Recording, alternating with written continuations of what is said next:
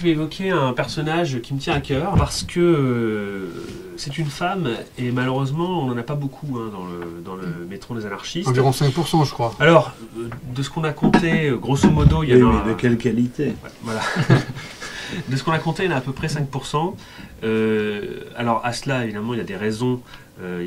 C'est que les femmes étaient moins présentes dans le militantisme en général, moins présentes dans le mouvement anarchiste, et puis surtout, quand elles étaient présentes, elles étaient moins signalées, moins visibles, moins entendues, voilà, pour tout un tas de raisons sociologiques, sociales et patriarcales, que je ne vais pas développer ici. Mais ce qui fait que souvent réussir à avoir des femmes dans un dictionnaire biographique comme ça nécessite de faire des recherches parce que souvent elles passent sous le radar quoi. Voilà. Ouais, sachant qu'il y a quand même quelques-unes qui émergent. Alors hormis quelques Imbert, voilà. Picret, alors hormis quelques grandes autres, icônes, voilà. Alors l'icône des icônes, Louise Michel bien sûr, mais hormis quelques grandes militantes connues, en fait on a du mal à trouver des organisatrices, des oratrices et disons ce qu'on pourrait appeler des militantes un petit peu des militantes pivots quoi, dans les organisations. Ça par contre on en a plein, des militants dans le métron des gens qui ont été des animateurs de grève, des animateurs de syndicats, des animateurs d'organisations, des animateurs de journaux. C'est pas forcément des icônes, c'est pas forcément des héros, mais en tout cas ils avaient un rôle pivot. Des femmes qui jouent ce rôle, on en trouve beaucoup moins. Donc... Alors je voudrais en citer une que j'ai découvert en fait en faisant les recherches pour le métron. Et c'est une femme qui s'appelle Thérèse Taugourdeau, qui a été une militante en fait avant 1914 pour l'essentiel. Ce qu'elle a fait a été assez intéressant. C'est une angevine. C'est une angevine qui vient à Paris et qui émerge sur la scène militante en 1912. C'est pas une époque tout à fait neutre en fait. 1911-1912, c'est une période où en fait les femmes, la thématique des femmes monte dans le mouvement ouvrier et dans le syndicalisme. Hein. Fin 1910, les premières grèves de midinettes, hein, donc les couturières des grandes maisons d'habillement parisiens. Il y a les grèves de couturières, donc les midinettes. Il y a la création du syndicat des couturières, qui est affilié à la Fédération de l'habillement, qui est une fédération syndicaliste révolutionnaire. Donc à la CGT. Donc à la CGT, voilà.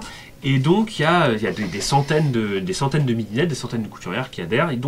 Et puis la CGT s'intéresse à la question des femmes à cette époque-là de plus en plus. Marie Guillot écrit dans la presse de la CGT. Marie Guillot, pour les institutrices. Pour les institutrices, voilà. Demandant l'égalité des salaires plus largement. Voilà, alors les institutrices étaient un peu la pépinière des militantes, hein, globalement révolutionnaires et syndicalistes et autres. Mais il y a également les couturières, dont on parle moins, mais parce que souvent elles ont moins écrit, c'était des couturières. Il y en a une qui s'appelle Thérèse Taugourdeau, et c'est une militante qu'on voit émerger en 1912. Elle est militante à la Fédération communiste anarchiste, et elle est la première secrétaire d'un groupe, d'une organisation qui s'appelle le Comité féminin contre les lois Berry-Millerand, le militarisme et toutes les inégalités sociales. Voilà, c'est un nom à rallonge, mais à l'époque tout le monde disait le comité féminin, ça suffisait à le qualifier. Et c'est un comité qui n'était pas purement anarchiste, hein, c'était un comité qu'on disait à l'époque de concentration révolutionnaire, c'est-à-dire qu'on y trouvait en fait des anarchistes, des socialistes, des syndicalistes, sur une base qui était l'antimilitarisme, l'opposition à la loi Berry-Millerand, qui est une loi militariste, hein, pour aller vite, qui promettait d'envoyer au bagne militaire les antimilitaristes, et puis toutes les inégalités sociales, donc toutes les iniquités sociales.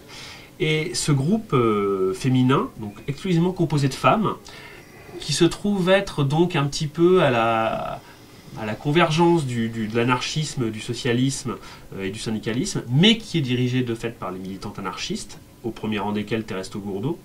Ce comité est assez intéressant parce qu'en fait, il fournit des oratrices. Et ça, c'est pas rien en fait pour l'époque. On trouve difficilement. On trouve, hein, comme je vous le disais, on trouve des grands noms, des femmes qui ont été solidaires du mouvement ouvrier, qui ont pris la parole. La citoyenne Sorgue est une des plus connues, mais souvent c'était des femmes bourgeoises solidaires du mouvement ouvrier. Mais les ouvrières qui montaient à la tribune, c'était vraiment très rare.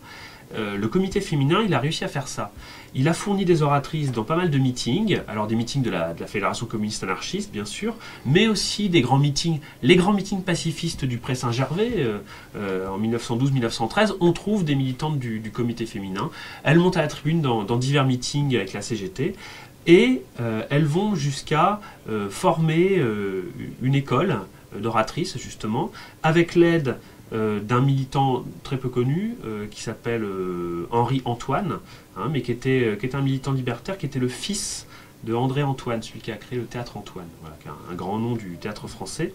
Et cet Henri Antoine a animé un groupe à la demande du comité féminin pour former des oratrices, des propagandistes, des femmes capables de monter à la tribune, alors avec des cours de diction.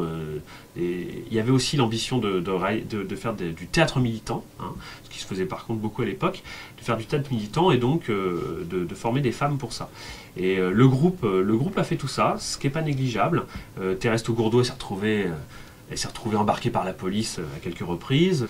Et puis le groupe a périclité courant 1913. En gros, par difficulté, quoi, par manque de renouvellement, les militantes se sentaient quand même un peu isolées, les principales animatrices, qui étaient quasiment toutes des couturières, se sentaient assez isolées, lançaient des appels répétés aux femmes pour venir renforcer le groupe, etc., mais elles étaient trop peu entendues. Elles ont fini par s'épuiser un peu, mais c'est un cas quasiment... Enfin, c'est le premier cas que j'ai relevé d'un groupe féminin anarchistes, alors pas féministes, parce que pour d'autres raisons qui sont trop longues d'expliquer, elles n'aimaient pas trop les féministes, mais ça tenait principalement à la sociologie du féminisme de l'époque qui était très bourgeois, et donc des ouvrières se sentaient pas spécialement à cause de ça féministes, même si dans les faits elles l'étaient, hein, dans les faits elles étaient féministes. Voilà, et Thérèse Taugourdeau a été cette militante. Voilà, mais grâce au dictionnaire voilà. des anarchistes, on l'a retrouvée. Des femmes et des militantes de cette nature qui sont passées par notre mouvement réapparaissent dans ce dictionnaire et aux yeux des historiens et des militants et des militantes qui le liront.